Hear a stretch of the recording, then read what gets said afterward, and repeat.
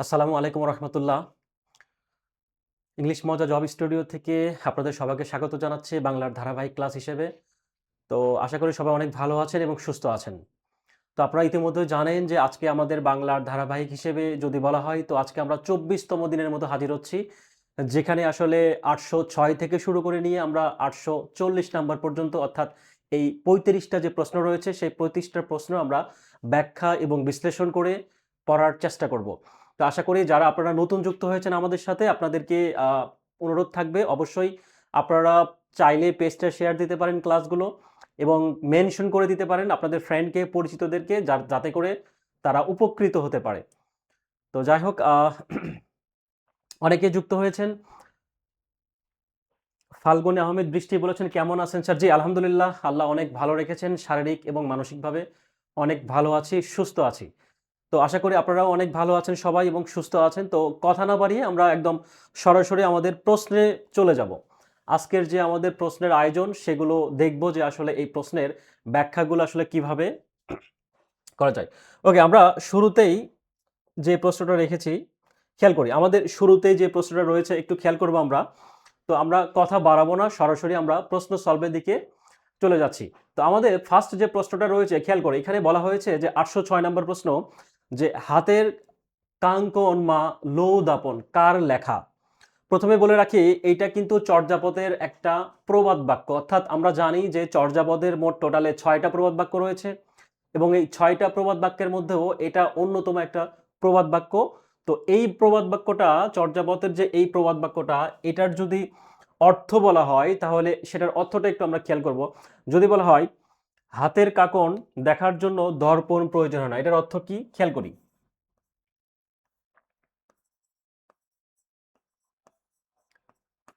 হাতের কাকন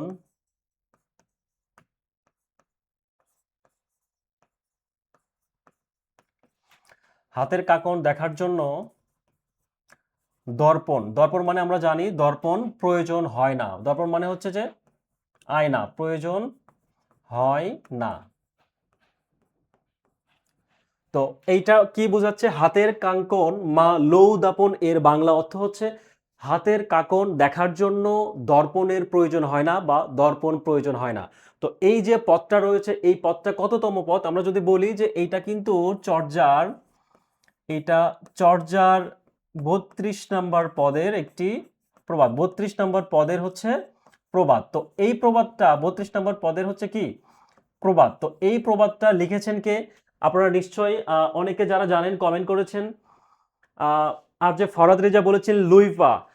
আচ্ছা, লুইপা এটা হবে না। কেন হবে না? আমরা জানি যে লুইপা আচ্ছা অনেকেই আরো সঠিক অ্যান্সার দিয়েছেন। কেউ বলেছেন লুইপা, কেউ বলেছেন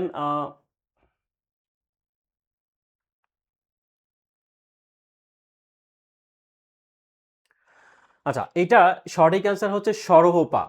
তো এইটা লিখেছেন হচ্ছে সরহপা। সরহপা হচ্ছে চর্যার ৩২ নম্বর পদের রচনা করেছেন সরহপা।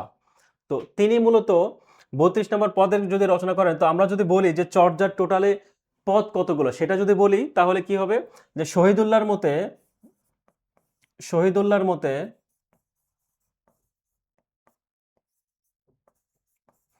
শহীদুল্লাহর মতে আমরা জানি ৫০টি। চর্যার পদ কতটি? মোট ৫০টি পদ রয়েছে চর্যার। আর সুকুমার সেনের মতে আমরা কি জানি? সুকুমার সেনের মতে রয়েছে হচ্ছে কতটি? সুকুমারের মতে রয়েছে হচ্ছে ৫১টি। তো এই ৫০টি রয়েছে শহীদুল্লাহর মতে এবং ৫১টি রয়েছে সুকুমার সেনের মতে।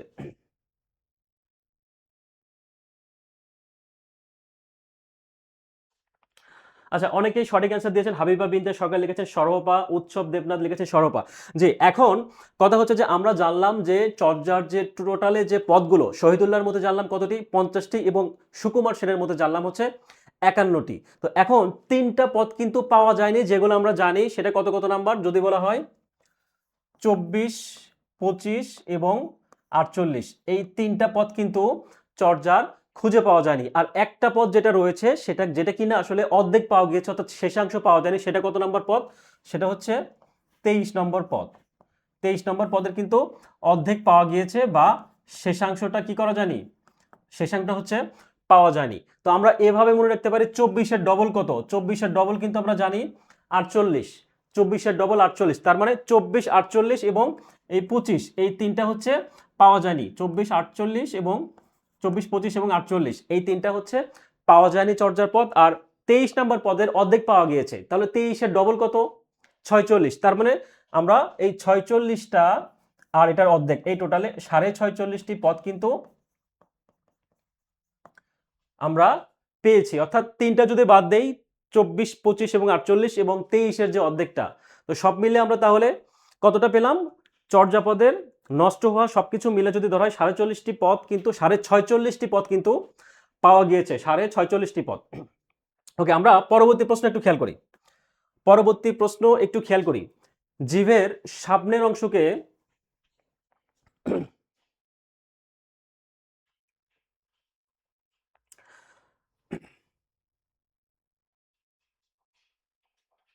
জিভের সামনের অংশের সাহায্যে উচ্চারিত স্বরধ্বনিগুলো কি? স্বরধ্বনিগুলো কি বলে?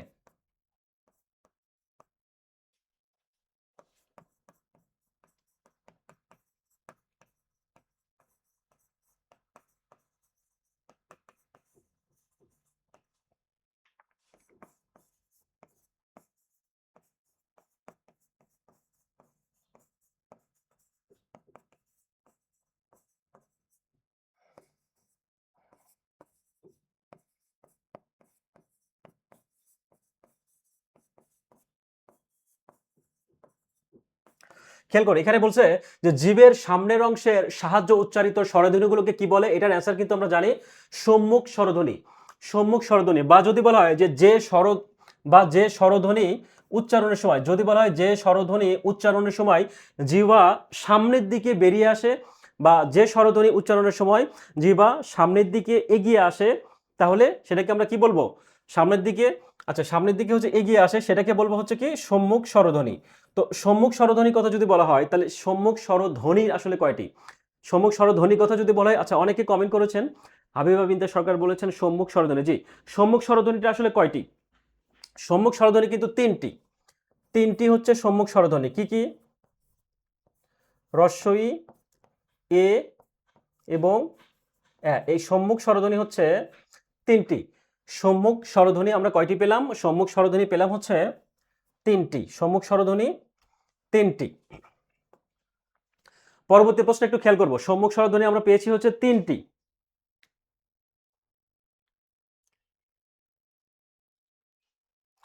নেক্সট প্রশ্ন, বাংলা ভাষায় মুদ্রিত প্রথম গ্রন্থের নাম নির্দেশ করো। বাংলা ভাষায় মুদ্রিত প্রথম গ্রন্থ কোনটি আসলে?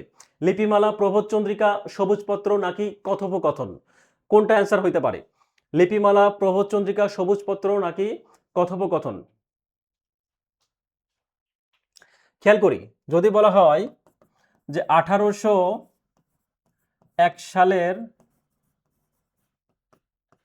আগস্ট মাসে, কত সালে? 1801 সালের আগস্ট মাসে প্রকাশিত হয়। কি প্রকাশিত হয়?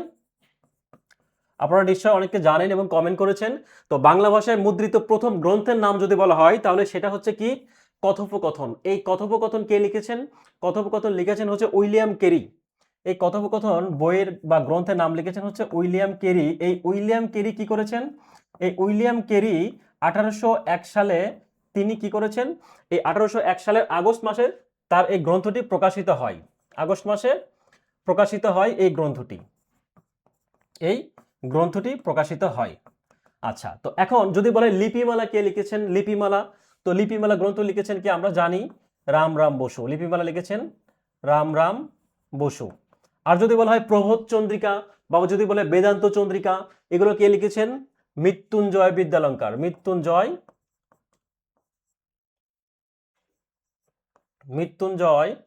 বিদ্যালঙ্কার লিখেছেন কে? বিদ্যালঙ্কার। এই মৃত্যুঞ্জয় বিদ্যালঙ্কার কি করেছেন? প্রবোধ চন্দ্রিকা এবং বেদান্ত চন্দ্রিকা লিখেছেন। প্রবোধ চন্দ্রিকা এবং বেদান্ত চন্দ্রিকা গ্রন্থগুলো রচনা করেছেন বা লিখেছেন। পরবর্তী প্রশ্ন একটু খেয়াল করি, যে ততোধিক শব্দের সন্ধি বিচ্ছেদ কি? ততোধিক শব্দের সন্ধি বিচ্ছেদ কি? আচ্ছা, তো এইটা বোঝার জন্য আমরা একটু কথা একটু লিখে দিই। যদি ওকার থাকে, আকার এবং একার এবং আকার, অর্থাৎ ততোধিকের বানানের ক্ষেত্রে কি পেয়েছি আমরা? ওকার যদি থাকে তাহলে সেটার পরিবর্তে কি হবে, সেটার পরিবর্তে বসবে হচ্ছে একটা বিসর্গ বসবে, সেটার পরিবর্তে বিসর্গ। যদি খেয়াল করি আমরা যদি এখানে লিখে দেই, যদি বলা হয় মনোরম, মনোরম, বা যদি বলা হয় মনোহর, বা যদি বলা হয় যশোলাভ, তো এগুলো সবগুলো শব্দের শেষে কিন্তু কি রয়েছে, সবগুলো শব্দের এখানে কিন্তু ওকার রয়েছে, ওকার। তাহলে ওকার জানলে আমরা কি জানি, ওকারের পরিবর্তে বিসর্গ, তার মানে কি মনো বসালাম, একটা বিসর্গ দিলাম, দেওয়ার পরে কি যেটা আছে সেটাই থাকবে, যোগ পরবর্তী রম, পরবর্তী কি মনো, সেম বিসর্গ যোগ হর। তারপর কি বলছে যশোলাভ, মানে কি এখানে কি উঠাই দেব, অন্তুস্থ জ তালবস্য, ওকারটা উঠাই দিয়ে কি বসাবো, বিসর্গ যোগ, তারপর কি লাভ হবে। তারপর এটা কি হবে, তাহলে ততোধিক শব্দের সন্ধি বিচ্ছেদ কি হবে, ততোধিক, অধিক, তত, তার মানে তত বিসর্গ থাকবে, তারপর কি এখানে কিছু নেই, মানে কি আছে স্বরে আছে অধিক, ততোধিক শব্দের সন্ধি বিচ্ছেদ হচ্ছে তত বিসর্গ যোগ অধিক। পরবর্তী প্রশ্ন একটু খেয়াল করি, যে বাংলাদেশের বর্তমানে রূঢ় বাস্তবতার আলোকে ফিরে দেখা মুক্তিযুদ্ধের উপন্যাস তামসের রচয়িতাকে। খেয়াল করি এখানে কিন্তু প্রশ্নের মধ্যে কিন্তু কয়েকটা অ্যান্সার আসে, এভাবে কিন্তু কয়েকটা ভাবে এখানে প্রশ্ন আসতে পারে। খেয়াল করি এখানে বলছে মুক্তিযুদ্ধের উপর উপন্যাস, মুক্তিযুদ্ধকে নিয়ে লেখা উপন্যাসের নাম আমরা কি জানি, প্রশ্নে বলেছে তামস। তামস হচ্ছে একটা উপন্যাসের নাম যেটা কিনা মুক্তিযুদ্ধকে কেন্দ্র করে লেখা হয়েছে। তো এই উপন্যাসের লেখককে, এই উপন্যাসের লেখক হচ্ছে বরেন চক্রবর্তী। মুক্তিযুদ্ধ ভিত্তিক উপন্যাসের লেখকের নাম হচ্ছে কি বরেন চক্রবর্তী। তো এই উপন্যাসটা কিন্তু যদি বলা হয়, এই উপন্যাসটা কিন্তু কি বলে, এই উপন্যাস কোন প্রেক্ষাপটে রচিত, এই প্রশ্নটা, এই উপন্যাসটা হচ্ছে রোমান্টিকতার পাশাপাশি সামাজিক দায়বদ্ধতা এবং দেশপ্রেম এবং কি চেতনা ও মূল্যবোধের যে বিষয়গুলো রয়েছে, অর্থাৎ রোমান্টিকতার পাশাপাশি সামাজিক দায়বদ্ধতা, দেশপ্রেম, চেতনা এবং মূল্যবোধ, এই যে বিষয়গুলো আছে সেই বিষয়গুলো নিয়ে কিন্তু এই উপন্যাসটা রচনা করা হয়েছে। তো বরেন চক্রবর্তীর যদি অন্যান্য উপন্যাসের কথা যদি বলা হয়, অন্যান্য উপন্যাসের কথা যদি বলা হয়, তাহলে খেয়াল করি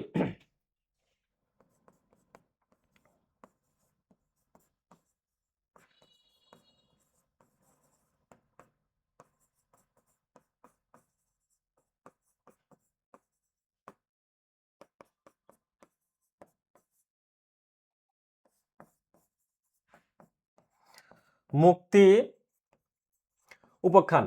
তো যদি বলা হয় তিন কন্যার মুক্তিযুদ্ধ, এটা কার লেখা, তাহলে কি হবে। আচ্ছা, লেমন হাসান বলেছেন 10-এর ক, সাব্বির মিয়া সহ অনেকেই কমেন্ট করেছেন, জি। তো এখন কথা হচ্ছে তিন কন্যার মুক্তিযুদ্ধ এটা কে লিখেছেন, বরেন চক্রবর্তী। মুক্তি উপাখ্যান কে লিখেছেন, মুক্তি উপাখ্যান কে লিখেছেন, বরেন চক্রবর্তী। বা যদি বলা হয় ক্রান্তিকাল কে লিখেছেন, ক্রান্তিকাল কে লিখেছেন। এই সবগুলো কিন্তু কি, এই সবগুলো হচ্ছে উপন্যাস, কার উপন্যাস, বরেন চক্রবর্তীর উপন্যাস। আশা করি বুঝতে পেরেছেন। তো পরবর্তী প্রশ্ন কি রয়েছে আমরা খেয়াল করি, অনেকেই কমেন্ট করছেন, সঠিক অ্যান্সার দিয়েছেন, জি।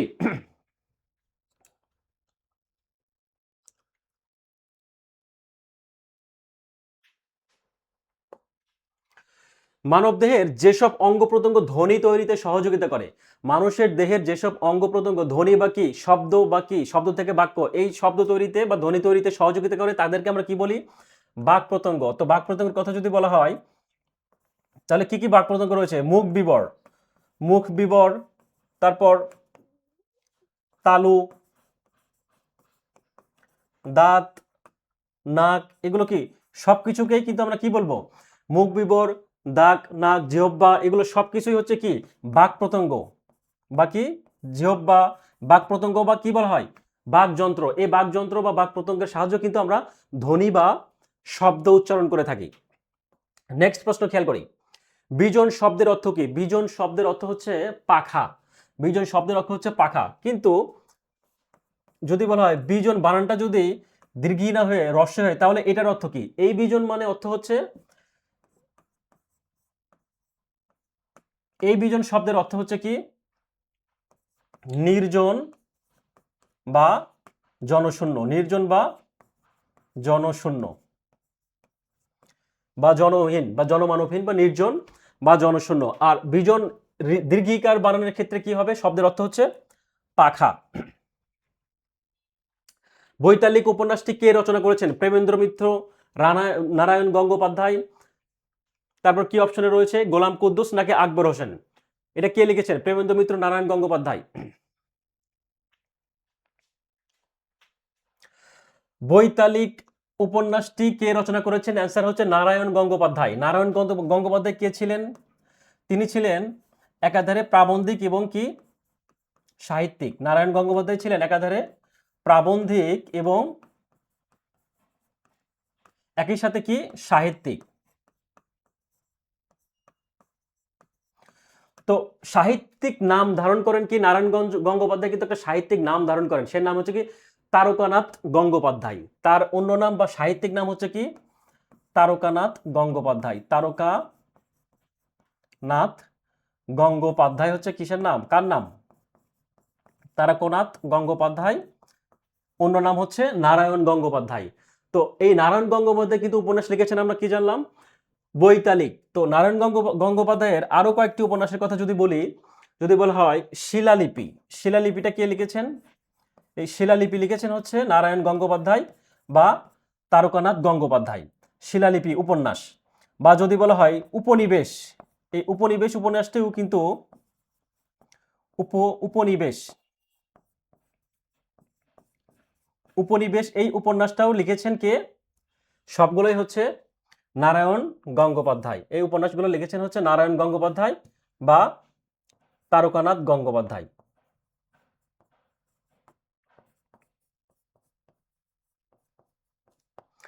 তারকানাথ গঙ্গোপাধ্যায়।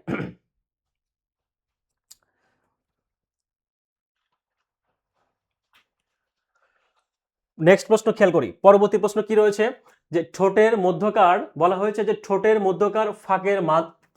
মধ্যকার ফাঁকের ব্যবধানে ভিত্তিতে স্বরধ্বনিকে কয় ভাগে ভাগ করা যায়? ঠোঁটের মধ্যকার ফাঁকের ব্যবধানের ভিত্তিতে স্বরধ্বনিকে কয় ভাগে ভাগ করা যায়? দুই ভাগে ভাগ করা যায়। কি কি?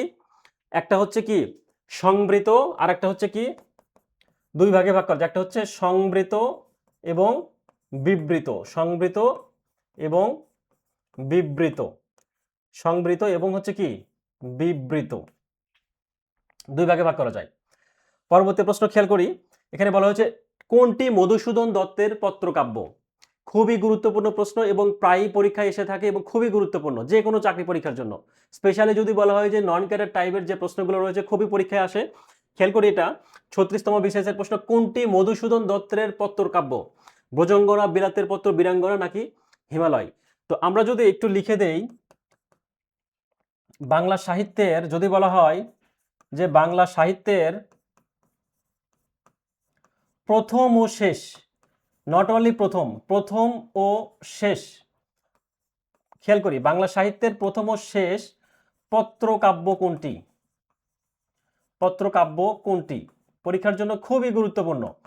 যদি বলা হয় যে বাংলা সাহিত্যের প্রথম ও শেষ পত্রকাব্য কোনটি, অ্যান্সার হচ্ছে কি বীরাঙ্গনা। অ্যান্সার হচ্ছে বীরাঙ্গনা। বা যদি বলা হয় কোনটি মধুসূদন দত্তের পত্রকাব্য, কোনটি মধুসূদন দত্তের পত্রকাব্য, অ্যান্সার হচ্ছে কি বীরাঙ্গনা। বা যদি বলা হয় বাংলা সাহিত্যের প্রথম ও শেষ পত্রকাব্য কোনটি, অ্যান্সার হচ্ছে কি বীরাঙ্গনা। এটা লিখেছেন কে? মাইকেল মধুসূদন দত্ত। তো এই বীরাঙ্গনা কাব্যগ্রন্থটি কিন্তু বা এই পত্রকাব্যটি কিন্তু 1862 সালে প্রকাশিত হয়। কত সালে? 1862 সালে। এবং এই কাব্যে মোট কতটি পত্র রয়েছে? 11টি পূর্ণাঙ্গ পত্র রয়েছে। এই কাব্যে 11টি পত্র রয়েছে। এই কাব্যে মাইকেল মধুসূদন দত্তের বীরাঙ্গনা পত্রকাব্যে কি রয়েছে? 11টি পূর্ণ পত্র রয়েছে। 11টি পূর্ণ পত্র, খেয়াল করি। তো 11টি পূর্ণ পত্র রয়েছে। তো এই বীরাঙ্গনা কাব্যটি যদি আর কোনো তথ্য দেওয়া যায়, খেয়াল করি। তো এই বীরাঙ্গনা কাব্যটি কিন্তু আসলে একজন বিখ্যাত ব্যক্তিকে উৎসর্গ করা হয়। মাইকেল মধুসূদন দত্ত কিন্তু এই বীরাঙ্গনা কাব্য কাকে উৎসর্গ করেছিলেন? খুবই গুরুত্বপূর্ণ প্রশ্ন। কাকে উৎসর্গ করেছে? উৎসর্গ করেছিলেন হচ্ছে ঈশ্বরচন্দ্র বিদ্যাসাগরকে। উৎসর্গ করেন ঈশ্বরচন্দ্র বিদ্যাসাগরকে।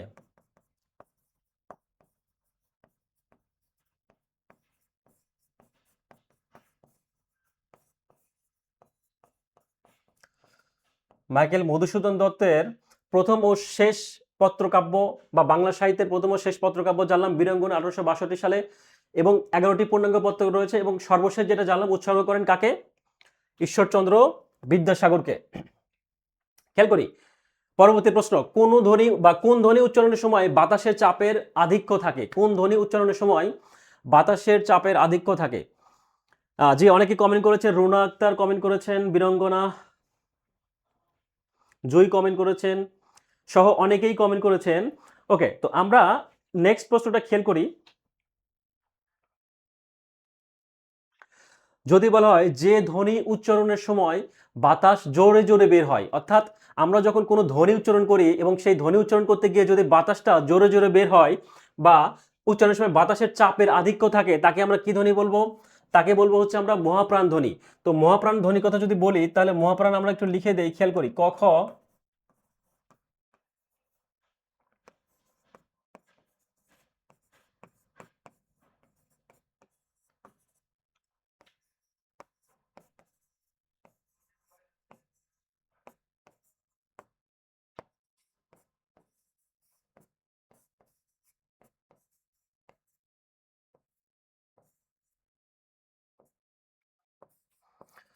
এখানে 25টা বর্ণ রয়েছে।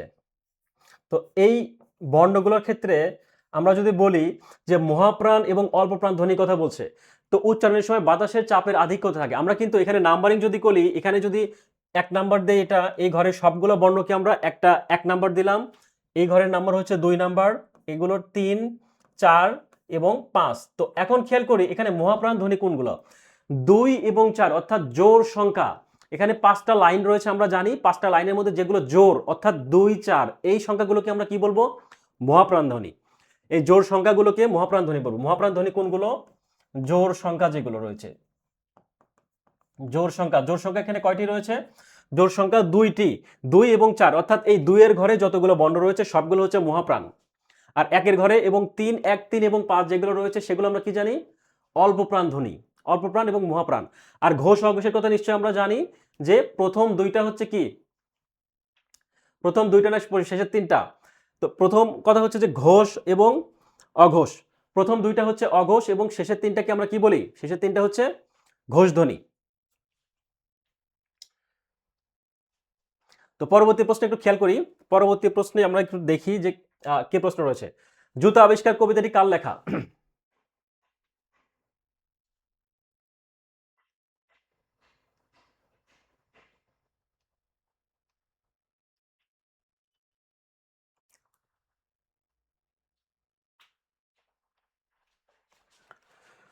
আচ্ছা, অনেকে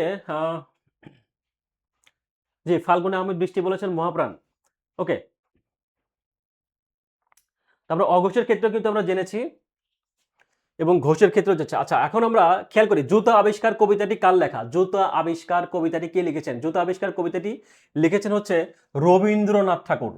রবীন্দ্রনাথ ঠাকুর জুতা আবিষ্কার নামে একটা কবিতা লিখেছেন। এই যে জুতা আবিষ্কার কবিতাটা, এই কবিতাটা কোন কাব্যের অন্তর্গত বা কোন কাব্যের কবিতা? এটা যদি বলা হয় তাহলে সেই কবিতার নাম, কাব্যের নাম কি?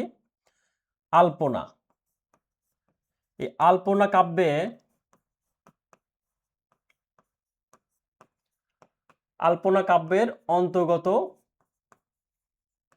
কবিতা কোনটি? জুতা আবিষ্কার। লিখেছেন কে? রবীন্দ্রনাথ ঠাকুর। কত সালে লিখেছেন যদি বলা হয়, বা কত সালে এই কাব্যগ্রন্থ প্রকাশিত হয়? যদি বলা হয় কত সালে প্রকাশিত হয় কাব্যগ্রন্থ? 1900 সালে। বা যদি বলা হয় এই কাব্যে টোটালে কবিতার সংখ্যা কতগুলো? যদি বলা হয় এই কাব্যে টোটালে কবিতার সংখ্যা কতগুলো, তাহলে কি অ্যান্সার হবে? 52টি কবিতা রয়েছে টোটালে।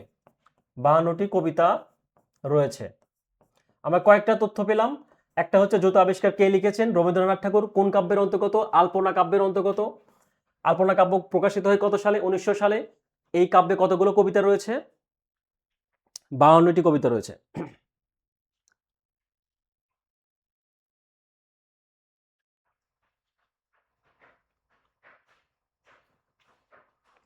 নেক্সট প্রশ্ন খেয়াল করি। কোনটি মৌলিক শব্দ? মৌলিক শব্দ খুব কমন একটা প্রশ্ন, আমরা সবাই জানি। তো মৌলিক শব্দটা আমরা জানি কি? যে শব্দকে, খেয়াল করি একটু লিখে দেই, যে শব্দকে, যে শব্দকে আর বিশ্লেষণ করা যায় না, যে শব্দকে আর বিশ্লেষণ করা যায় না, বা যে শব্দকে আর ভাঙানো, যে শব্দকে আর বিশ্লেষণ করা যায় না, বা যে শব্দকে আর ভাঙা যায় না, বা যে শব্দকে আর আলাদা করা যায় না, আমরা যেটাই বলি না কেন, যে শব্দকে আর আলাদা করা যায় না বা বিশ্লেষণ করা যায় না বা ভাঙা যায় না, এরকম শব্দকে আমরা কি বলি? মৌলিক শব্দ। তো মৌলিক শব্দ সংজ্ঞা আমরা জানলাম। তো মৌলিক শব্দ এখানে তাহলে কোনটা অ্যান্সার রয়েছে? দেশান্তর, গায়ে হলুদ, নাগ এবং অগ্নিবীণা। তাহলে এটার অ্যান্সার আমরা কি পেলাম? নাগ হচ্ছে কি? নাগ হচ্ছে মৌলিক শব্দ। তো আমরা যদি আরো কয়েকটা গুরুত্বপূর্ণ মৌলিক শব্দের কথা যদি বলি, খেয়াল করি। যদি বলা হয় মা, বাবা, লাল, এগুলো সবগুলো হচ্ছে কি? লাল, গোলাপ বা বই, এগুলো কিন্তু সবগুলো হচ্ছে মৌলিক শব্দ। আর দেশান্তর, গায়ে হলুদ, অগ্নিবীণা এগুলো হচ্ছে সাধিত শব্দ। এগুলো হচ্ছে সাধিত শব্দ, সাধিত শব্দ। এই সাধিত শব্দ হচ্ছে কি? অগ্নিবীণা, গায়ে হলুদ, তারপর কি দেশান্তর। তো সাধিত শব্দ প্রধানত কি হয়? সাধিত শব্দ, সাধিত শব্দ প্রধানত সমাস, প্রত্যয় বা উপসর্গযোগে গঠিত হয়। সমাস, প্রত্যয় বা উপসর্গযোগে কিন্তু গঠিত হয়। খেয়াল করি, দেশান্তর এটাও কিন্তু একটা, গায়ে হলুদ এগুলো কিন্তু সমাসের উদাহরণ। গায়ে হলুদ আমরা জানি অলুক দ্বন্দ্ব, অলুক তৎপুরুষ, অলুক বহুব্রীর ক্ষেত্রে আমরা পড়ে আসছি। তারপর দেশান্তর এগুলো কিন্তু কি? সমাসের উদাহরণ। তো আমরা কি পেলাম? সাধিত শব্দ হচ্ছে সাধিত শব্দ প্রধানত সমাস, প্রত্যয় বা উপসর্গ যোগে গঠিত হয়।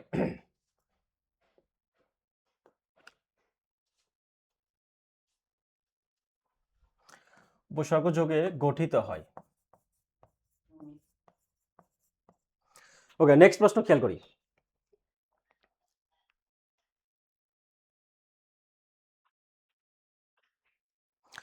এখানে বলা হয়েছে নজর লাগা বাগধারার অর্থ কি? নজর লাগা, আমরা অনেক সময় বলি না যে নজর লেগে যাবে, ছোট বাচ্চাদের ক্ষেত্রে বলি কপালে টিপ দিয়ে দেয় অনেক সময়, গ্রামে অনেক সময় দেখা যায় এরকম। তো এটার অর্থ কি? নজর লাগা বাগধারার অর্থ হচ্ছে কি? অশুভ দৃষ্টিতে পড়া। নজর লাগা বাগধারার অর্থ হচ্ছে, বা নজর লাগা শব্দে বা বাগধারার অর্থ হচ্ছে কি? অশুভ দৃষ্টিতে পড়া। অশুভ দৃষ্টিতে পড়া। খেয়াল করি, পরবর্তী প্রশ্ন কি রয়েছে? পরবর্তী প্রশ্ন বলা হয়েছে যে কাজী নজরুল ইসলামের প্রথম প্রকাশিত কবিতার নাম কি? দুর্নীতি দমন কমিশনের কোর্ট পরিদর্শক, প্রশ্ন এসছে দুদকের। আচ্ছা, কাজী নজরুল ইসলামের প্রথম প্রকাশিত কবিতার নাম কি? খুবই গুরুত্বপূর্ণ প্রশ্ন। তো আমরা কয়েকটা বিষয় আমরা এখানে জানবো, কয়েকটা বিষয়। প্রথমে যদি বলা হয় যে কাজী নজরুল ইসলামের প্রথম প্রকাশিত কবিতার কথা যদি বলা হয়, তাহলে সেটার অ্যান্সার কি হবে? মুক্তি। কাজী নজরুল ইসলামের প্রথম প্রকাশিত কবিতার নাম হচ্ছে মুক্তি। একটু খেয়াল করি, তার আরো অন্যান্য কি কি প্রথম প্রকাশ, সেগুলো একটু লিখে দেব। তার প্রথম, যদি বলা হয় তার প্রথম প্রকাশিত মুক্তি কবিতাটা আসলে কত সালে প্রকাশিত হয়, এটা যদি বলি, তো তার প্রথম প্রকাশিত কবিতা 1326 বঙ্গাব্দে। 1326 বঙ্গাব্দে কি হয়? বঙ্গীয় মুসলিম সাহিত্য পত্রিকায় প্রকাশিত হয়। কোন পত্রিকায়? বঙ্গীয়, বঙ্গীয় মুসলিম, বঙ্গীয় মুসলিম সাহিত্য পত্রিকায়, বঙ্গীয় মুসলিম সাহিত্য পত্রিকায় প্রকাশিত হয় মুক্তি কবিতাটি। তাহলে আমরা কি জানলাম? তার প্রথম প্রকাশিত কবিতা 1326 বঙ্গাব্দের, 1326 বঙ্গাব্দের শ্রাবণ সংখ্যায়, 1326 বঙ্গাব্দের যদি বলা হয় শ্রাবণ সংখ্যায়, শ্রাবণ সংখ্যায় কি করা হয়? কোন পত্রিকায়? বঙ্গীয় মুসলিম সাহিত্য পত্রিকায় প্রকাশিত হয়। তো এখন কথা হচ্ছে, এখানে কিন্তু বলা হয়েছে যে 1326, তো এটা কিন্তু আমরা খুব সহজে একটু মনে রাখতে পারি কিভাবে? 1326 বলতে কি বুঝি? 13 ডবল কত? 13 ডবল কিন্তু 13 দুগুণ 26, 13 ডবল 26। তো আমরা এইভাবে মনে রাখতে পারি 1326 বঙ্গাব্দে কিন্তু শ্রাবণ সংখ্যায় বঙ্গীয় মুসলিম সাহিত্য পত্রিকায় প্রকাশিত হয় তার প্রথম কবিতা। তার প্রথম কাব্য গ্রন্থের কথা যদি বলা হয়, সেটা আমরা জানি নিশ্চয়ই। প্রথম কাব্যগ্রন্থ কোনটি? তার প্রথম কাব্যগ্রন্থ হচ্ছে অগ্নিবীণা। তার প্রথম কাব্যগ্রন্থ হচ্ছে কি? অগ্নিবীণা। তার প্রথম কাব্যগ্রন্থের কথা যদি বলা হয় তো অগ্নিবীণা। আর প্রথম গল্প গ্রন্থের কথা যদি বলা হয়, আচ্ছা অনেকেই কমেন্ট করছেন, কুলসুম আক্তার কমেন্ট করেছেন মুক্তি 1326 খ্রিস্টাব্দ বঙ্গীয়, জি। আচ্ছা, অগ্নিবীণা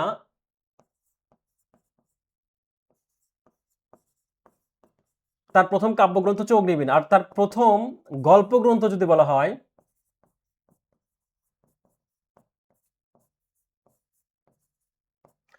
সেটা হচ্ছে কি ব্যথার দান।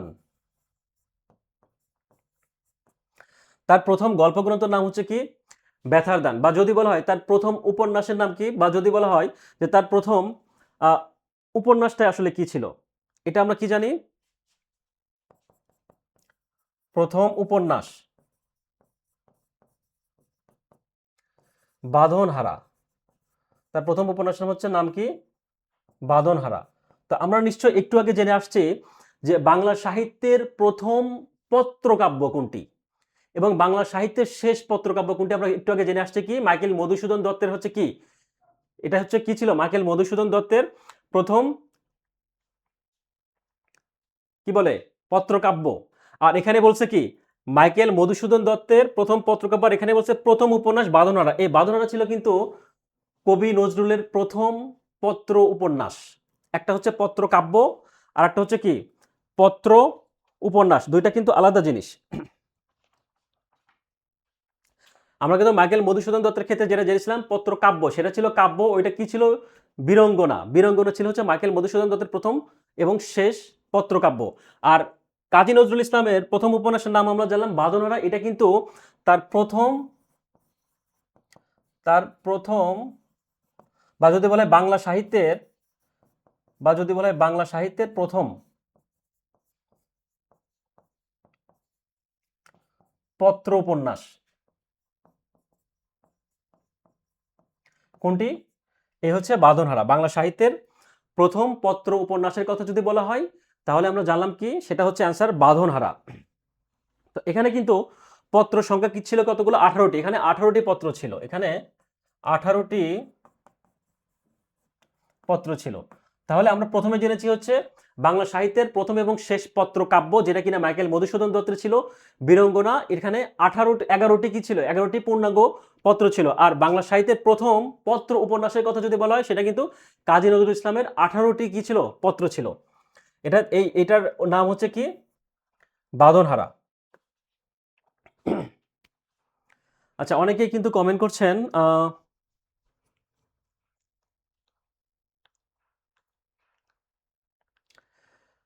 হাসি মধু লিখেছেন পত্রকাব্য 11টি ছিল বীরাঙ্গনার। জি, মাইকেল মধুসূদন দত্ত এবং কাজী নজরুলের ছিল কতগুলো? 18টি। ওকে,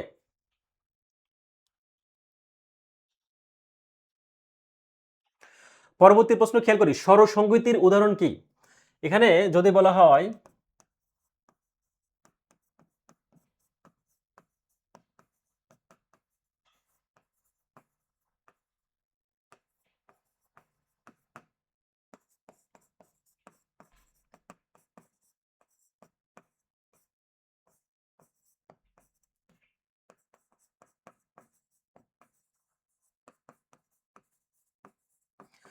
এক স্বরের পরিবর্তে অন্য স্বরের পরিবর্তন ঘটলে, একটা স্বরের পরিবর্তে যদি অন্য প্রভাবে যদি অন্য স্বরের পরিবর্তন ঘটে তাকে আমরা কি বলবো?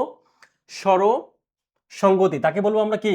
স্বরসঙ্গতি। তো এখন স্বরসঙ্গতির উদাহরণের কথা যদি বলি তাহলে এখানে কি রয়েছে? হইতে, হবে, রাত্রির আয়েত, তারপর কি দেশি দিশি। তার মানে আমরা অ্যান্সার পেয়েছি কোনটা? দেশি দিশি। এটা আচ্ছা, দেশি থেকে দেশি, দেশি থেকে দিশি, এইটা হচ্ছে কি স্বরসঙ্গতির উদাহরণ। অর্থাৎ স্বরসঙ্গতিটা আমরা কি জানলাম?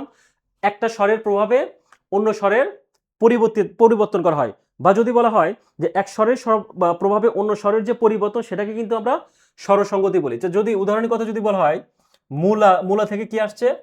যদি বলা হয় মূলা থেকে হচ্ছে কি মূলো। তারপর যদি বলা হয় কি দেশি থেকে দেশি। আচ্ছা, কুলসুম আক্তার কমেন্ট করেছেন জি দেশি থেকে দেশি। বা যদি বলা হয় বিলাতি থেকে কি, বা যদি বলা হয় বিলাতি থেকে বিলিতি, বিলাতি থেকে বিলাতি থেকে হচ্ছে কি বিলিতি, এগুলো সবগুলোই হচ্ছে কিসের উদাহরণ? স্বরসঙ্গতির উদাহরণ। নেক্সট প্রশ্ন খেয়াল করি, কোন গ্রন্থটি কি মালাধর বসু অনুদিত? অনুদিত মানে আমরা নিশ্চয় জানি যেটা আসলে অনুবাদ গ্রন্থ। মালাধর বসুর অনুবাদ গ্রন্থর নাম কি? হংসদূত, বিদ্যাসুন্দর, নূরনামা নাকি ভাগবত?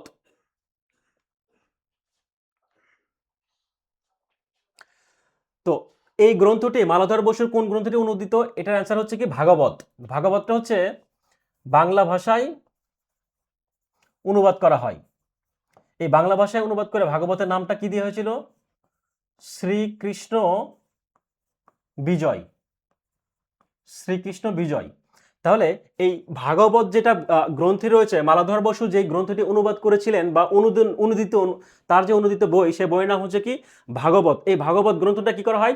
শ্রীকৃষ্ণ বিজয় নামে, এই শ্রীকৃষ্ণ বিজয় নামে কি করা হয়? বাংলায় অনুবাদ করা হয়। তো এই অনুবাদের জন্য কিন্তু মালাধর বসু একটা উপাধি পান। এই অনুবাদের জন্য মালাধর বসু একটা উপাধি পান। সেই যারা এই উপাধির নামটা জানেন অবশ্যই কমেন্ট করবেন। আমি একটু দেখবো যে কারা কারা মোটামুটি উপাধিটা জানেন। তো এই যে উপাধি দিয়েছিলেন সেটা একটু দেখি কে দিয়েছিলেন। এই উপাধি দিয়েছিলেন কে?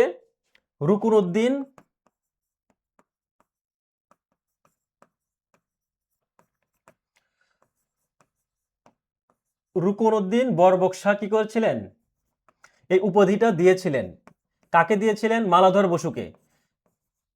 কি উপাধি দিয়েছিলেন? কি উপাধি দিয়েছিলেন? আচ্ছা, একটু কমেন্ট দেখি। মালাধর বসু একজন বলেছেন বাংলা সাহিত্যের চেয়ে ইংরেজি সাহিত্য কঠিন, সহজ। আচ্ছা, হইতে পারে, হ্যাঁ, এটা এক একজনের ক্ষেত্রে এক এক রকম হতে পারে। এটা এটা টোটালি ডিপেন্ড করে আসলে ব্যক্তিভেদে। এটা বাংলা এবং ইংরেজির ক্ষেত্রে আলাদা হতে পারে। এটা খেয়াল করি। এই মালাধর বসুর উপাধি ছিল কি? গুণরাজ খান। কি উপাধি ছিল? গুণরাজ খান। এই উপাধিটা কে দিয়েছিলেন? এই উপাধিটা দিয়েছিলেন রুকনউদ্দিন বরবক্সা। উপাধিটা দিয়েছিলেন গুণরাজ খানকে। কেন? কারণ তিনি একটা গ্রন্থ লিখেছিলেন ভাগবত, যেই গ্রন্থটি আসলে বাংলায় অনুবাদ করা হয়েছিল এবং শ্রীকৃষ্ণ বিজয় নামে গ্রন্থটি অনুবাদ করা হয়। খেয়াল করে নিচের যে গুচ্ছে একটিও ঘর্ষণজাত ধ্বনি নেই। তার মানে ঘর্ষণজাত ধ্বনি নেই জানার আগে আমাদের জানতে হবে ঘর্ষণজাত ধ্বনি আসলে কোনগুলা। তো প্রথমে যদি আমরা বলি এখানে একটিও ঘর্ষণজাত ধ্বনি নেই, তাহলে এখানে কি রয়েছে? ঘর্ষণজাত ধ্বনির কথা যদি বলা হয় তাহলে কি হবে? তালব্য শ, দন্ত স, হ, মূর্ধন্য ষ। এগুলো কি? এগুলোকে আমরা ঘর্ষণজাত ধ্বনি বলতে পারি। তার মানে খেয়াল করি। তো যদি বলা হয়, আচ্ছা আচ্ছা আমরা মুখে বলতে পারি। যদি বলা হয় ঘর্ষণজাত ধ্বনি কি, খেয়াল করি ঘর্ষণজাত ধ্বনির মধ্যে এখানে অপশনে রয়েছে কি? হটা রয়েছে। হ মানে কি? এটা ঘর্ষণজাত ধ্বনি হচ্ছে না। তারপরে কি? এখানে ধ্বনি নেই। কোনটি ঘর্ষণজাত ধ্বনি নেই এর কথা বলছে। তার মানে কি? এখানে দন্তস্ব আছে, এটাও অ্যান্সার হচ্ছে না। তালব্য শ আছে, অ্যান্সার হচ্ছে না। তাহলে সঠিক অ্যান্সার কোনটা? ঘ নম্বর অপশন, অর্থাৎ ফ ডয়বন্ধ র চ হচ্ছে ঘর্ষণজাত ধ্বনি। তো যদি বলা হয়, আমরা একটু খেয়াল করি শীষ ধ্বনি। এখানে কয়েকটা গুরুত্বপূর্ণ আমি তথ্য লিখে দিচ্ছি, খুবই গুরুত্বপূর্ণ এবং পরীক্ষায় কনফিউশন তৈরি করে। আমরা একটু লিখে নেব। প্রথমে শীষ ধ্বনি কয়টি আর শীষ বর্ণ কয়টি? দুইটা কিন্তু আলাদা জিনিস। একটা হচ্ছে শীষ ধ্বনি আর একটা হচ্ছে শীষ বর্ণ কয়টি। বা যদি বলা হয় উষ্ম বর্ণ কয়টি, বা যদি বলা হয় উষ্ম ধ্বনি কয়টি, বা যদি বলা হয় উষ্ম বর্ণ কয়টি, এই কয়টা কিন্তু পরীক্ষার জন্য খুবই গুরুত্বপূর্ণ। একটা হচ্ছে ধ্বনি আর একটা হচ্ছে কি? বর্ণ। তো প্রথমে আমাদের ধ্বনি এবং বর্ণের মধ্যে পার্থক্য জানতে হবে। ধ্বনিটা কি? ধ্বনিটা হচ্ছে আমরা যখন কোনো কিছু উচ্চারণ করি, মুখ দিয়ে বলি, সেটাকে কিন্তু আমরা ধ্বনি বলে সম্বোধন করতে পারি। আর এই উচ্চারণকৃত যেই ধ্বনিটা, এটাই যখন আমরা বর্ণ আকারে লিখি বা যেটাই আমরা লিখিত রূপ ধারণ করি, সেটাকে কি বলবো? সেটাকে বলবো হচ্ছে বর্ণ। তো এখন খেয়াল করি শীষ ধ্বনিটা আসলে কোনগুলা? শীষ ধ্বনির কোনগুলা? যদি বলা হয় শীষ ধ্বনি, এখানে বানান লক্ষ্য করি। শীষ ধ্বনির বানানে কি রয়েছে? একটা তালব্য শ রয়েছে আর একটা হচ্ছে দন্ত স। এই বানানের মধ্যে কিন্তু অ্যান্সারটা রয়েছে। কিরকম? তার শীষ ধ্বনি হচ্ছে তালব্য শ এবং দন্ত স। কয়টি পেলাম? এটা অ্যান্সার হচ্ছে কয়টি? দুইটি। শীষ ধ্বনির অ্যান্সার পেলাম আমরা দুইটি। এই শীষ বানানের মধ্যে কিন্তু সেই অ্যান্সারটা দেয়া রয়েছে। আর শীষ বর্ণের কথা যদি বলা হয়, যদি বলা হয় শীষ বর্ণ, তো সেই ক্ষেত্রে আসলে অ্যান্সার কি হবে? খেয়াল করি শীষ বর্ণ কয়টি? তিনটি। এই দুইটা তো থাকবেই, পাশাপাশি কি যুক্ত হবে? একটা মূর্ধন্য ষ হবে। এই তিনটিকে আমরা কি বলতেছি? শীষ বর্ণ।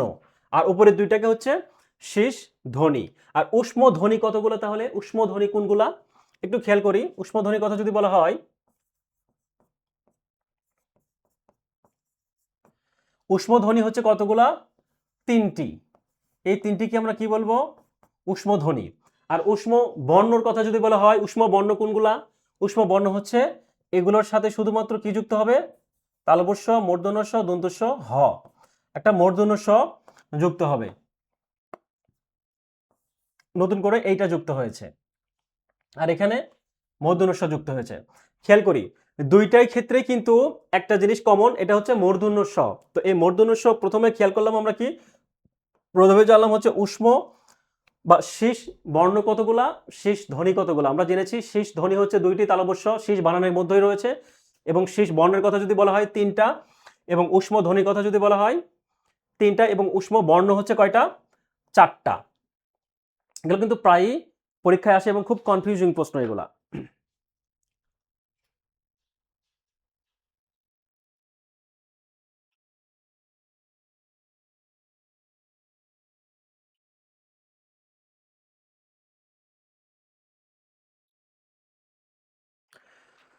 আচ্ছা, অনেকেই কমেন্ট করেছেন, ফরিদুজ্জামান বলেছেন উষ্মধ্বনি হচ্ছে তালব্য শ দন্ত স। জি, অনেকেই কমেন্ট করেছেন। তো আমরা পরবর্তী প্রশ্ন একটু খেয়াল করি।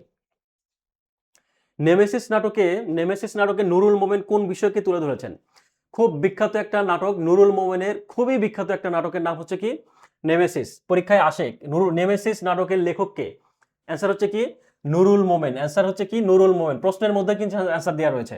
নেমেসিস নাটকটি কে লিখেছেন? নুরুল মোমেন। কোন বিষয়কে তুলে ধরেছেন? দ্বিতীয় বিশ্বযুদ্ধ, 49-এর মনন্তর, নাকি ভাষা আন্দোলন, নাকি 71-এর মুক্তিযুদ্ধ? এটার অ্যান্সার কি হচ্ছে 49-এর মনন্তর। 49-এর হচ্ছে মনন্তর। যদি বলা হয় বাংলাদেশের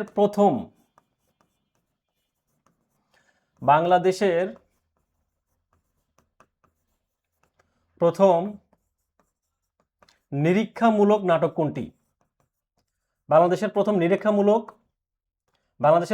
নিরীক্ষামূলক নাটকই হচ্ছে কিন্তু এই নেমেসিস। বাংলাদেশের প্রথম নিরীক্ষামূলক নাটক হচ্ছে কোনটি? নেমেসিস। খুবই বিখ্যাত একটা নাটক, কার? নুরুল মোমেনের। তো এই নাটকটি লেখা হয় কত সালে? নাটকটি লেখা হয় হচ্ছে 1944 সালে, এবং এই নাটকটি গ্রন্থ আকারে প্রকাশিত হয় কত সালে? 4 বছর পরে, অর্থাৎ 1948 সালে এই নাটকটি গ্রন্থ আকারে প্রকাশিত হয়। তো এখন যদি বলা হয় এই নাটকের আসলে উপজীব্য বিষয় যদি কথা বলা হয়, তো এই নাটকটা কিন্তু 49-এর মনন্তর, মানে আমরা জানি কিন্তু 49-এর মনন্তর মানে কি 1943 সাল, অর্থাৎ এই 1943 সাল, এবং যে দ্বিতীয় বিশ্বযুদ্ধ হয়েছে কত সাল থেকে? 1939 থেকে কিন্তু 45 সাল পর্যন্ত। তো ওই সময় কিন্তু বিশ্বযুদ্ধও হচ্ছিল। তো এই দুর্ভিক্ষ সময়টাতে এবং এই বিশ্বযুদ্ধের সময়টাতে যে মানুষের যে দুঃখ দুর্দশা, এবং যেই যে মানুষের মধ্যে যে একটা হীনমন্যতা এবং তাদের যে দুঃখ দুর্দশা সংগ্রামের যে কাহিনী, এটা মূলত কিন্তু এই নাটকের মাধ্যমে ফুটিয়ে তোলা হয়েছিল। নেক্সট প্রশ্ন একটু খেয়াল করি। পরবর্তী প্রশ্ন যদি বলা হয় যে নিচের কোনটি ব্যতিক্রম? মেঘের পরে মেঘ, যাত্রা, যুদ্ধ, হিজল কাঠের নৌকা। ব্যতিক্রমের কথা বলছে এখানে, খেয়াল করি মেঘের পরে মেঘ, এটা কিন্তু একটা উপন্যাসের নাম। এটা উপন্যাস। কে লিখেছেন যদি বলা হয়? রাবেয়া খাতুন। কে লিখেছেন? রাবেয়া খাতুন। নেক্সট অপশন যদি বলি, এখানে কি প্রশ্ন চেয়েছে? কোনটি ব্যতিক্রম। খেয়াল করি যাত্রা কে লিখেছেন? যাত্রাও কিন্তু একটা কি উপন্যাসের নাম। এটা কি লিখেছেন কে? এটা লিখেছেন হচ্ছে শওকত আলী। শওকত আলীর উপন্যাসের নাম হচ্ছে কি? যাত্রা। যুদ্ধটা উপন্যাস কে লিখেছেন? এটাও কিন্তু একটা উপন্যাসের নাম। যুদ্ধ উপন্যাস কে লিখেছেন? যুদ্ধ উপন্যাস লিখেছেন সেলিনা হোসেন। তাহলে আমরা কিন্তু সঠিক অ্যান্সার পেয়ে গেছি, যেটা অপশনে বাকি রয়েছে এটাই হচ্ছে কার? হিজল কাঠের নৌকা। এই হিজল কাঠের নৌকা হচ্ছে কি? এটা হচ্ছে নাটকের নাম। এটা একটা নাটক। এই নাটক কে লিখেছেন? আলাউদ্দিন আল আজাদ। আলাউদ্দিন আল আজাদ লিখেছেন হচ্ছে হিজল কাঠের নৌকা নামে যে নাটকটি রয়েছে। পরবর্তী প্রশ্ন খেয়াল করি, সাপের খোলসকে এক কথায় কি বলে? সাপের খোলসকে এক কথায় বলা হচ্ছে নির্মুখ। বা হরিণের চামড়াকে যদি বলা হয়, হরিণের চামড়াকে বলা হয় কি? হরিণের চামড়াকে বলা হয় হচ্ছে ওজিন। চামড়াকে বলা হয় হচ্ছে ওজিন। আর অ্যান্সার হচ্ছে কি? এখানে যেহেতু সাপের খোলসের কথা বলছে, অ্যান্সার হচ্ছে নির্মক। পরবর্তী প্রশ্ন খেয়াল করি, দত্ত কুলোদ্ধব কবিকে। দত্ত কুলোদ্ধব আসলে কি, এটা একটু আমরা জানবো। খেয়াল করি এখানে কিন্তু বলা হয়েছে যে কুলোদ্ধব মানে কি? কুল মানে হচ্ছে একটা বংশ। কুল মানে কি? কুল মানে হচ্ছে বংশ। অর্থাৎ মধুসূদন দত্ত, শত্রুঘ্ন দত্ত, সুধীর দত্ত, এখানে কিন্তু সবগুলো দত্ত একটা কি গোষ্ঠী বা বংশের নাম বোঝাচ্ছে। অর্থাৎ কি বলছে? যে দত্ত বংশের উদ্ভব মানে কি? কুলোদ্ভব মানে কি? উদ্ভব মানে কি? উৎপত্তি বা জন্ম। উদ্ভব মানে যদি বলা হয় উৎপত্তি বা জন্ম, অর্থাৎ দত্ত বংশের উদ্ভব বা দত্ত বংশে জন্মগ্রহণ করেছে এইরকম বোঝাচ্ছে। তো এখন কথা হচ্ছে এই দত্তকুলোদ্ভব কবিকে মাইকেল মধুসূদন দত্ত, তার নামের শেষে কিন্তু একটা দত্ত রয়েছে। দত্তটা হচ্ছে কি একটা বংশীয় একটা পদমর্যাদাকে বোঝায় দত্ত। তো এখন এই মাইকেল মধুসূদন দত্ত, তার আগের কথা যদি বলা হয়, এটা কিন্তু 1800 শতকের দিকে যশোর জেলার সাগরদাড়ি নামে যে গ্রাম ছিল বা ওই এলাকাতে প্রভাবশালী একজন ব্যক্তিত্ব ছিল, তার নাম ছিল হচ্ছে কি রামনিধি দত্ত। তার নাম ছিল হচ্ছে রামনিধি দত্ত। এই রামনিধি দত্তের 4জন সন্তান ছিলেন। 4জন সন্তানের মধ্যে সবার শেষের যে সন্তান ছিলেন, সবার ছোট যে সন্তান ছিলেন, সে ছোট সন্তানটা হচ্ছে কে রাজনারায়ণ দত্ত। রাজনারায়ণ দত্ত, তার সন্তানের নাম ছিল হচ্ছে রাজনারায়ণ দত্ত। রামনিধি দত্তের 4 নম্বর সন্তান ছিল রাজনারায়ণ দত্ত। রাজনারায়ণ দত্তের সন্তানের নাম ছিলেন হচ্ছে এই মাইকেল মধুসূদন দত্ত। তো এটা আসলে বংশ পরম্পরায় চলে আসছে। এই জন্য দত্ত কুলোদ্ভব বলতে যাকে বোঝানো হয়েছে এখানে মাইকেল মধুসূদন দত্তকে।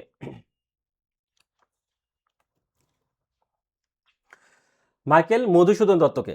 নেক্সট প্রশ্ন খেয়াল করি।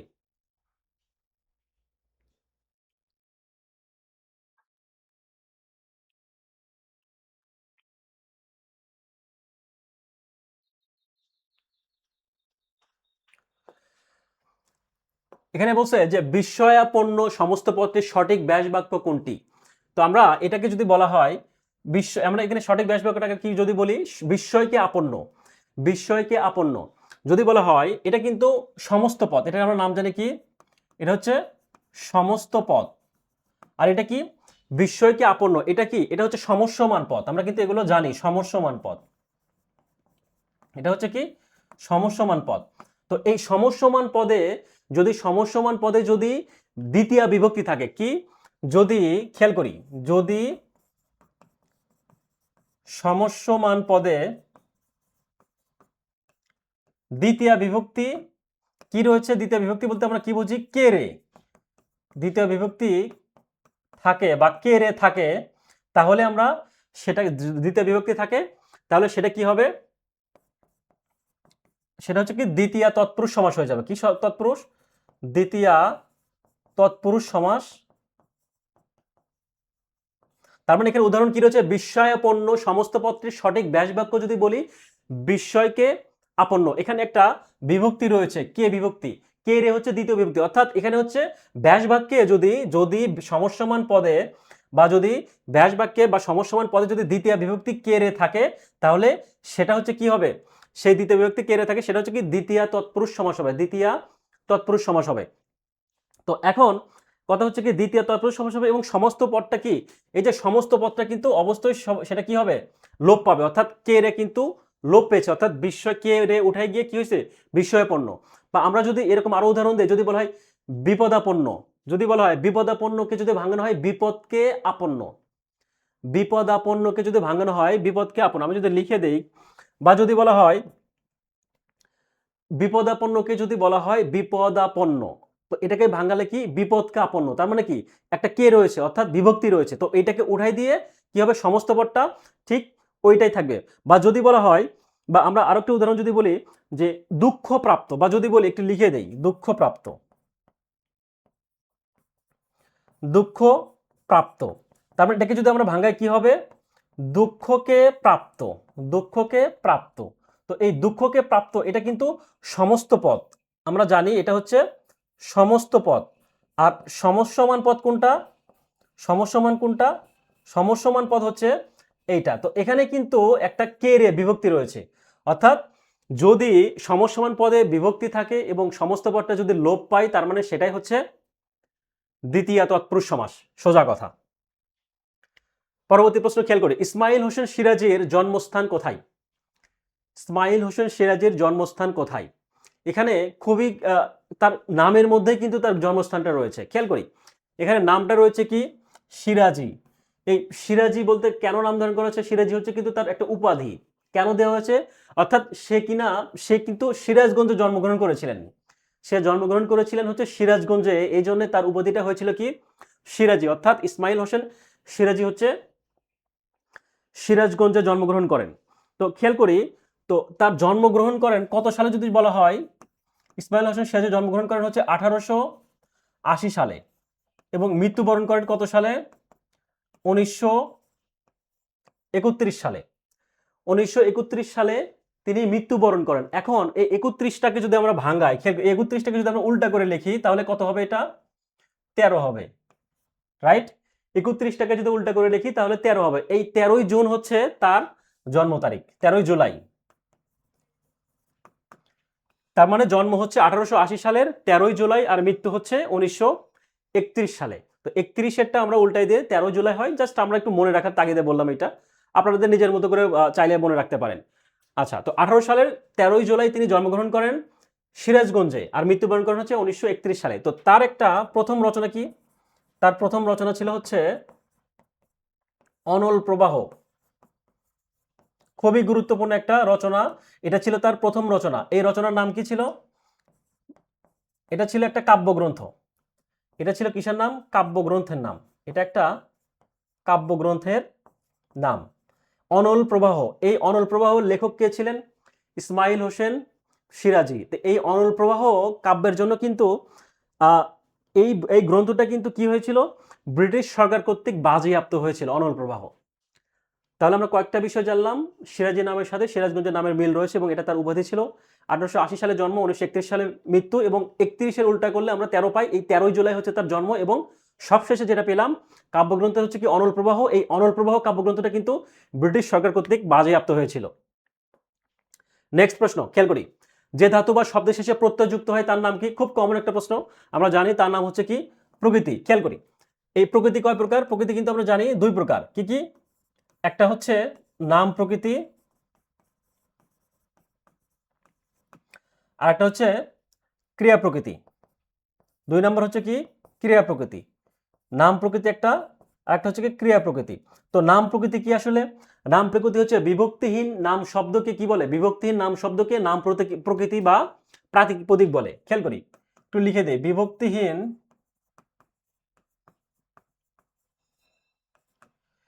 বিভক্তিহীন নাম শব্দকে নাম প্রকৃতি বা প্রাতিপদিক বলে। প্রাতিপদিক বলে। যদি বলা হয় যে ফুল যোগ এল, এক্ষেত্রে কি হবে? এটা কিন্তু ভাঙালে কিন্তু ফুল এল হয়। তো এখানে কিন্তু যদি বলা হয় ফুল যোগ এল, ফুল এল, তো এই ফুলটা কিন্তু একটা নাম প্রকৃতি। এই ফুলটা হচ্ছে কি? একটা নাম প্রকৃতি বা হচ্ছে কি? প্রাতিপদিক। এখানে কিন্তু কোনো বিভক্তি নেই। বিভক্তির নাম শব্দকে নাম প্রকৃতি বা প্রাতিপদিক বলে। আর ক্রিয়ার প্রকৃতি কি? ক্রিয়া প্রকৃতিটা আসলে কি? ক্রিয়া প্রকৃতিটা হচ্ছে কি? যে হাসি মধু বলেছেন প্রাতিপদিক। ওকে, তো ক্রিয়া প্রকৃতির একটু জানবো। ক্রিয়াপদের খেয়াল করি, যদি বলা হয় ক্রিয়াপদের মূল অংশকে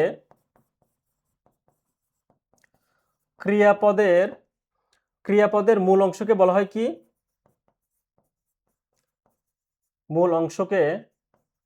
ক্রিয়াপদের মূল অংশকে বলা হয় হচ্ছে ক্রিয়া প্রকৃতি বা ধাতু। বলা হয় কি?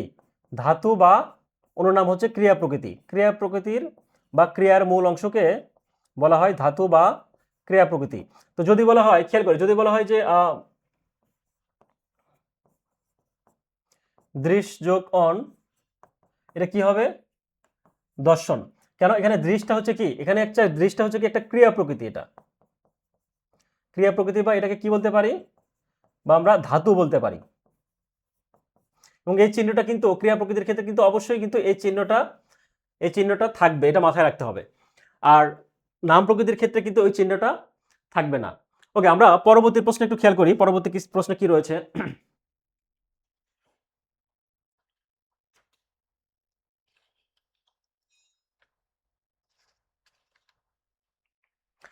বেগম সুফিয়া কামাল কোন ধরনের কবি ছিলেন? বেগম সুফিয়া কামাল কোন ধরনের কবি ছিলেন? অ্যান্সার কি কি রয়েছে অপশনে? মহাকবি, গীতি কবি, পল্লী কবি নাকি ছন্দের কবি? তো এটা আসলে সঠিক অ্যান্সার কি হবে? খেয়াল করি, বেগম সুফিয়া কামাল কোন ধরনের কবি ছিলেন? অ্যান্সার হচ্ছে গীতি কবি। তো বেগম সুফিয়া কামাল সম্পর্কে আরো গুরুত্বপূর্ণ কয়েকটা তথ্যের কথা যদি আমরা বলি, খেয়াল করি, এখানে তার যদি জন্মের কথা বলি, বেগম রোকেয়ার জন্মের কথা যদি বলি, কত সালে হবে এটা, এবং মৃত্যু, তার জন্ম হচ্ছে 1911-তে এবং মৃত্যু হচ্ছে 1999। আমরা একটু খেয়াল করি, মনে রাখার সুবিধার্থে বলে শেষের ডিজিটটা একটু খেয়াল করি। শেষের ডিজিট কিন্তু 11 আর মৃত্যুটা কিন্তু 999। আমরা কিন্তু এভাবে মনে রাখতে পারি খুব সহজেই। 1911 জন্ম এবং 1999 মৃত্যু। তো তিনি জন্মগ্রহণ করেছিলেন কোথায়? তিনি বরিশালের শাহিস্তাবাদ গ্রামে। কোথায়? যদি বলা হয় জন্ম হচ্ছে কোথায়? বরিশাল জেলার বরিশালের তার জন্ম হচ্ছে বরিশালের শায়েস্তাবাদ নামক একটা জায়গা। বরিশালের হচ্ছে বরিশালের শায়েস্তাবাদ নামক জায়গায় জন্মগ্রহণ করেছেন। তিনি কিন্তু মামার বাড়িতে জন্মগ্রহণ করেছিলেন, যদিও তার পৈতৃক নিবাস ছিল কিন্তু কুমিল্লাতে। তার পৈতৃক নিবাস কোথায় ছিল? এখানে যদি বলি তার পৈতৃক নিবাস কোথায় ছিল, তার পৈতৃক নিবাসের কথা যদি বলা হয়, তার পৈতৃক নিবাস ছিল হচ্ছে কুমিল্লাতে। তার পৈতৃক নিবাস ছিল হচ্ছে কুমিল্লা জেলায়। তার পৈতৃক নিবাস হচ্ছে কুমিল্লা জেলায়।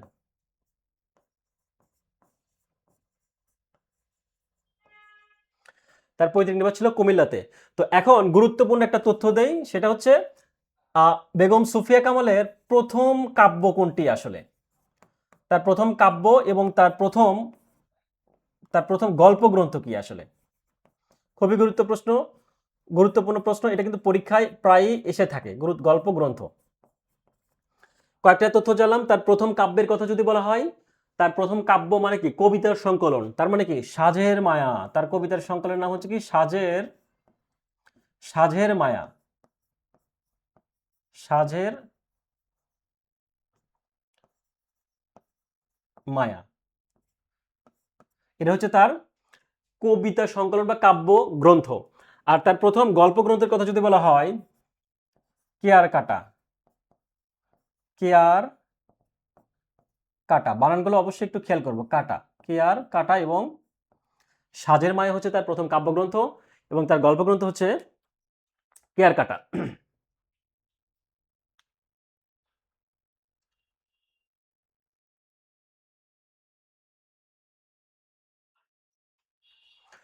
পরবর্তী প্রশ্ন একটু খেয়াল করি। পরবর্তী প্রশ্নে বলা হয়েছে যে বাক্যে একটিমাত্র ক্রিয়া থাকে তাকে কোন বাক্য বলে? যে বাক্যে একটিমাত্র ক্রিয়া থাকে তাকে আমরা কি জানি? সরল বাক্য। আমরা যদি সরল বাক্যের সংজ্ঞার কথা বলি, যে বাক্যে একটি কর্তা থাকবে এবং একটা সমাপিকা ক্রিয়া থাকবে। কিভাবে খেয়াল করি? একটি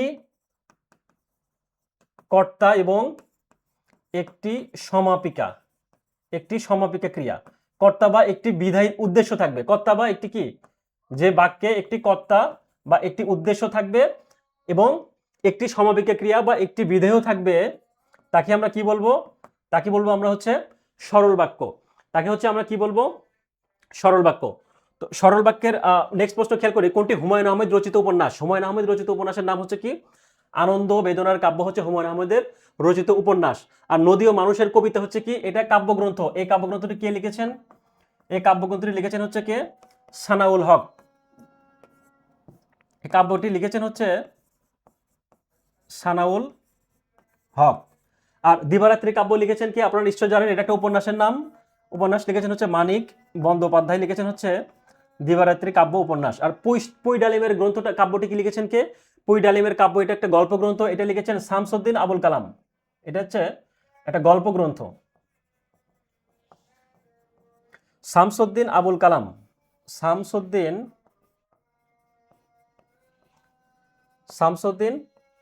আবুল কালাম লিখেছেন হচ্ছে কি? পুই ডালিমের গল্প। নেক্সট প্রশ্ন একটু খেয়াল করি, পরবর্তী প্রশ্ন একটু খেয়াল করি।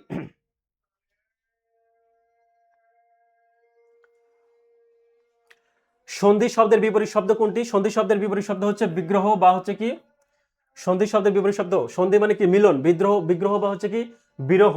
বিগ্রহ বা হচ্ছে কি? বিবাদ।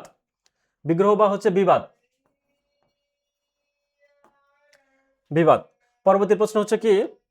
জ্যোৎস্না রাত কোন সমাসের দৃষ্টান্ত? জ্যোৎস্না রাত, খেয়াল করি এখানে জ্যোৎস্না রাত যদি ভাঙ্গাই তাহলে কি হবে? জ্যোৎস্না, এখানে মাঝখানে একটা শোভিত বসবে। জ্যোৎস্না শোভিত রাত। বা যদি বলা হয় এটা হচ্ছে মধ্যপদলোপী কর্মধারয় সমাস। তো মধ্যপদলোপী কর্মধারয় সমাস আমরা কিভাবে চিনবো? যে সমাসে সমসমান পদের মধ্যে যদি সমসমান পদের ক্ষেত্রে যদি কি হয়, কোনো শব্দ যদি লোপ পায় তাহলে কি হবে? সেটা মধ্যপদলোপী কর্মধারয়। অর্থাৎ যে কর্মধারয় সমাসের ব্যাস বাক্যে মধ্যপদের লোপ হয়, মধ্যপদ বলতে কি, এখানে জ্যোৎস্না রাতকে যদি ভাঙাই জ্যোৎস্না শোভিত রাত, তাকে আমরা জ্যোৎস্না রাত বলি। তো এখানে এখানে হচ্ছে কি সমস্ত পদ হচ্ছে এইটা, আর এটাকে যদি বলি জ্যোৎস্না শোভিত রাত, তাহলে সেটা হচ্ছে কি সমসমান পদ। অর্থাৎ কর্মধারয় সমাসের ক্ষেত্রে যদি সমসমান পদের ক্ষেত্রে যদি এটা লোপ পাই তাহলে কি হবে, সেটাকে হচ্ছে মধ্যপদলোপী কর্মধারয় সমাস। বা যদি বলা হয় সিংহাসন, আমরা যদি লিখে দেই, যদি বলা হয় সিংহ চিহ্নিত আসন, এটাকে আমরা কি বলবো, সিংহাসন। তো এখানে সিংহাসনটা কিন্তু সিংহাসন, এটা কিন্তু কি সমস্ত পদ। আর এখানে কি ভাঙ্গে কি হয়েছে, সিংহ চিহ্নিত আসন, তার মানে চিহ্নিত শব্দটা লোপ পেয়েছে, অর্থাৎ চিহ্নিত শব্দটা বিলুপ্ত হয়ে গিয়েছে। অর্থাৎ এইটা যদি লোপ পাই তাহলে সেটাকে সিংহাসনটাকে আমরা কি করলাম, চিহ্নিত উঠাই দিয়ে সিংহাসনটা শুধু বসাই দিলাম, অর্থাৎ ভেঙে আমরা সিংহাসন পেলাম। তো এটাই বলা হয়েছে যে কর্মধারয় সমাসের ক্ষেত্রে সমসমান পদের যদি লোপ পেয়ে যে সমাস হবে সেটা হচ্ছে কি মধ্যপদলোপী কর্মধারয় সমাস। একই রকম যদি বলে স্মৃতিসৌধ, স্মৃতি রক্ষার্থে সৌধ, এটাও কিন্তু কি সেম মধ্যপদলোপী কর্মধারয় সমাসের উদাহরণ। পরবর্তী প্রশ্ন হচ্ছে কি অমর কথাশিল্পী নামে পরিচিত কে, অমর কথাশিল্পী বা অপরাজয় কথাশিল্পী দুটাই কিন্তু কে, শরৎচন্দ্র চট্টোপাধ্যায়। তো শরৎচন্দ্র চট্টোপাধ্যায়ের কথা যদি বলা হয়, তার একটা প্রথম যে গ্রন্থ, গল্প গ্রন্থ বা গল্পের কথা যদি বলি, সেই প্রথম গল্পটা হচ্ছে নাম কি, তার প্রথম গল্পের নাম হচ্ছে কি মন্দির। প্রথম গল্প হচ্ছে মন্দির। এই মন্দির গল্পটা কি, প্রথম গল্প হচ্ছে মন্দির। এবং এটা এই মন্দির গল্পটার জন্য কি করেছিলেন, তিনি কুন্তলীন পুরস্কার লাভ করেছিলেন। এই গ্রন্থটার জন্য তিনি কুন্তলীন পুরস্কার লাভ করেছিলেন। এবং এটা হচ্ছে, এই গ্রন্থটা হচ্ছে কি তার প্রথম মুদ্রিত গ্রন্থ, এটা হচ্ছে তার প্রথম মুদ্রিত গ্রন্থ। একই সাথে এটা তার প্রথম মুদ্রিত গ্রন্থ এবং এই গ্রন্থের জন্য কুন্তলীন পুরস্কার লাভ করেছিলেন, কুন্তলীন পুরস্কার। নেক্সট প্রশ্ন খেয়াল করি, নিজের কোনটি বাংলা ধাতুর উদাহরণ। বাংলা ধাতু হচ্ছে কোনগুলা, এগুলো কিন্তু কথ, বধু, এগুলো কিন্তু সবগুলো হচ্ছে কি ধাতু, সংস্কৃত ধাতু। তো বাংলা ধাতু মনে রাখার ক্ষেত্রে আমরা নিশ্চয় জানি, এর আগে পড়ে আসছি যে তুই দ্বারা যদি প্রশ্ন করা হয়, অর্থাৎ তুই দিয়ে বাক্য গঠন করা যায় বা তুই দ্বারা কোনো কিছু বোঝানো যায়, সেক্ষেত্রে হচ্ছে কি এটা বাংলা ধাতু। বা যদি বলা হয় তুই ক, তার মানে অ্যান্সার হচ্ছে কি তুই ক। বা যদি বলা হয় তুই কাত, তুই তুই ক, তুই ক। বা বলা হয়, যদি বলা হয় তুই কাত, হ্যাঁ, তো এই বিষয়গুলো কি। বা যদি বলা হয় কি তুই কর, তুই কাত, এগুলো সবগুলো হচ্ছে কি বাংলা ধাতুর উদাহরণ। নেক্সট প্রশ্ন খেয়াল করি, কোন ব্যক্তি সম্প্রতি নতুন চর্যাপদ আবিষ্কার করেন। খুব অবাক মনে হচ্ছে তাই না, চর্যাপদ আবার সম্প্রতি কি আবিষ্কার করেন। খেয়াল করি, এটা কিন্তু প্রশ্নে আসছিল ব্যাংকের একটা পরীক্ষায়। সৈয়দ মোহাম্মদ শাহেদ, ইনি কে ছিলেন, সৈয়দ মোহাম্মদ শাহেদ ছিলেন ঢাকা বিশ্ববিদ্যালয়ের বাংলা বিভাগের অধ্যাপক। এবং একই সাথে তিনি কিন্তু কি করেছিলেন, তিনি এই বাংলা বিভাগের অধ্যাপনার পাশাপাশি তিনি কি তিনি বাংলা বিভাগের অধ্যাপক এবং কি ফোকলোর বিশেষজ্ঞ। কে ছিলেন, সৈয়দ মোহাম্মদ শাহেদ। তিনি 2017 সালে কি করেছিলেন, বাংলা একাডেমিতে তার এই গ্রন্থটি প্রকাশিত করেন, যে গ্রন্থের নাম হচ্ছে কি নতুন চর্যাপদ। এটা হচ্ছে কি গ্রন্থের নাম নতুন চর্যাপদ। তাহলে কোন ব্যক্তি সম্প্রতি নতুন চর্যাপদ আবিষ্কার করেছিলেন, অ্যান্সার হচ্ছে সৈয়দ মোহাম্মদ শাহেদ, যিনি কিনা ঢাকা বিশ্ববিদ্যালয়ের শিক্ষক ছিলেন এবং ফোকলোর বিশেষজ্ঞ। এবং 2007 সালে তিনি 21শে বইমেলায় এই বইটি প্রকাশিত করেন, 21শে বইমেলায় প্রকাশিত হয়। 2017 সালে প্রকাশিত হয় কোথায়, 21শে বইমেলাতে। এবং বইয়ের নাম হচ্ছে নতুন চর্যাপদ। পরবর্তী প্রশ্ন একটু খেয়াল করি, খুবই ইজি প্রশ্ন, যে বলছে কোন বানানটি সঠিক। আমরা কিন্তু জানি যে মন্ত্রী যদি আমরা সিঙ্গেল ভাবে লিখি তাহলে অবশ্যই সেটা কিভাবে লিখতে হবে, মন্ত্রী এভাবে দীর্ঘিকার হবে। বাট আমরা যখন মন্ত্রী পরিষদ লিখবো তখন কিন্তু এটা হ্রস্বইকার হয়ে যাবে, বিষয়টা আমাদের খেয়াল রাখতে হবে। তার মানে সঠিক অ্যান্সার হচ্ছে 2 নাম্বার, মন্ত্রী পরিষদ। পরবর্তী প্রশ্ন খেয়াল করি, স্ত্রীর মৃত্যু উপলক্ষ করে রবীন্দ্রনাথ ঠাকুর কি রচনা করেছিলেন। স্ত্রীর মৃত্যু উপলক্ষ করে রবীন্দ্রনাথ ঠাকুর লিখেছিলেন হচ্ছে কি স্মরণ, হচ্ছে একটা কাব্যের নাম বা একটা কি কাব্যগ্রন্থের নাম। ঠিক নৈবেদ্যও কিন্তু তার একটা কাব্যগ্রন্থ। এখন কথা হচ্ছে দুইটাই হচ্ছে কাব্যগ্রন্থ। এখানে বলছে স্ত্রীর মৃত্যুতে, স্ত্রীর নাম কি আমরা জানি, স্ত্রীর নাম হচ্ছে মৃণালিনী দেবী। মৃণালিনী দেবীর নাম হচ্ছে তার স্ত্রী। তো এই স্ত্রীটা মৃত্যুবরণ করে, তখন এই স্মরণ কাব্যগ্রন্থ কিন্তু তিনি রবীন্দ্রনাথ রচনা করেছেন। আর নৈবেদ্য যে কাব্যগ্রন্থ রয়েছে, এই কাব্যগ্রন্থেও কিন্তু মৃত্যুর কথা বলা হয়েছে। কিন্তু এই নৈবেদ্য কাব্যগ্রন্থটি প্রকাশিত হয় কত সালে, এই নৈবেদ্য কাব্য প্রকাশিত হয়েছিল হচ্ছে 1901 সালে। এবং তার স্ত্রীর মৃত্যু হয়েছিল কত সালে, তার স্ত্রীর মৃত্যু হচ্ছে তার ঠিক 1 বছর পরে, অর্থাৎ সালে, অর্থাৎ তার স্ত্রীর মৃত্যুর আগেই কিন্তু এই নৈবেদ্য কাব্যগ্রন্থটা কি করা হয়েছিল, রচনা করা হয়েছিল বা লেখা হয়েছিল। তো যাই হোক, আজকে এই পর্যন্তই থাকবে ইনশাল্লাহ। ওকে, তো আজকে আশা করি আপনারা আমাদের ক্লাসে উপস্থিত ছিলেন এবং ক্লাসগুলো করেছেন, বা যারা পরবর্তীতে দেখবেন অবশ্যই ক্লাসগুলো নোট ডাউন করে নেবেন, যাতে করে আপনাদের পরবর্তীতে খুঁজে পেতে সমস্যা না হয়। তো ঠিক আছে, ভালো থাকবেন সবাই, সুস্থ থাকবেন, দেখা হবে ইনশাল্লাহ পরবর্তী ক্লাসে। আসসালামু আলাইকুম।